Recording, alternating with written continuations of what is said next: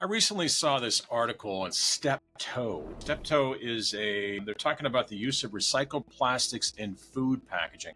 And it looks like it's a general format letter that's supposed to be helpful and informative to companies to understand. Is it okay to use recycled plastic in food packaging? Is it okay to use recycled plastics in general? And again, if you ask me and I look at this article, it's a whole lot of kick the can. There's no sort of, it falls back on the manufacturer and it falls back on this person for using it. And it falls back, here's the deal. You definitely can use recycled plastic when it comes to food and packaging in general. The problem you're going to run into, and this is where it's the expense. Using recycled or post-consumer waste plastic that's out there is an expensive proposition. It's more expensive than virgin grade. It's more expensive than laminated. It is more expensive than 100% recyclable material. So there's a lot of things that are out there when it comes to using recycled plastic. Yes, I get where people think that they're doing something good by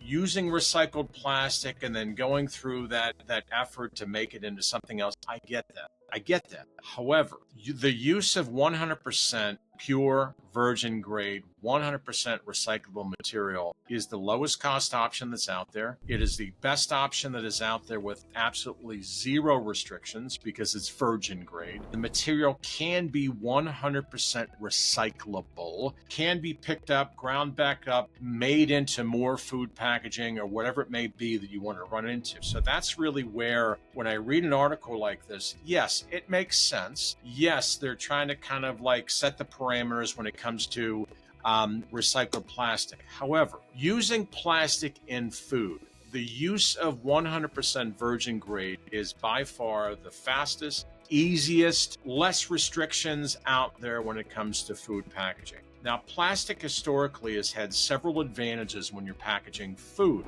You obviously have the barrier properties. That's absolutely critical. The barrier properties that keep the product fresh or the food fresher for longer or extend that shelf life. So even if a product doesn't sell, it can make it to a relief agency or to a soup kitchen or something to help the homeless or the needy. Another thing about the using plastic in food packaging or plastic in packaging in general are all the convenience features that are out there. Now, these are low-cost convenience features. Handles, pour spouts, Ziploc, vent holes, so if a product outgasses, release valves. There's just a ton, Velcro. People love Velcro when it comes to the Ziploc. There's just a ton of opportunity that's out there using plastic, which again is a low-cost alternative. It is the best for the environment. Now, the other thing that's out there is the real estate. We call it real estate when you're using plastic in food packaging. The real estate is the footprint that you have to tell your company's story. We often tell anybody that packaging is the voice of your brand, and it's absolutely critical that people know that. When you go to a store shelf, you can't, it's impossible for you to be there and tell your story, why your product is so good. That's what your packaging does. So using a low-cost alternative, using something that can be printed up to 15 colors, photographic quality, stunning quality, that literally looks like a magazine cover. That's the beauty of being able to print on the plastic substrate. That's the beauty of having something that protects the food. That's the beauty of having something that's eye-catching for the consumer.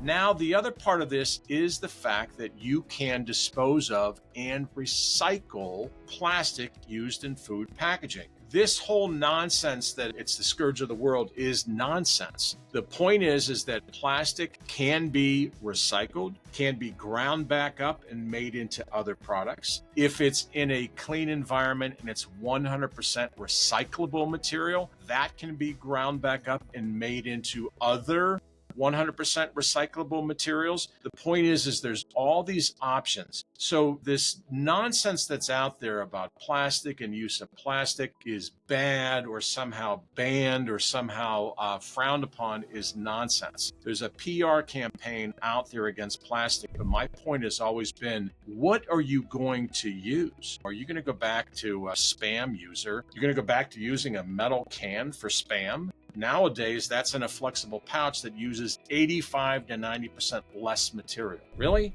Less material, less cost, better for the environment, 100% recyclable. You can cook in that bag. You can eat it right out of the bag. I mean, come on. So what I'm getting at is there's all these advantages that so many people in the food space overlook.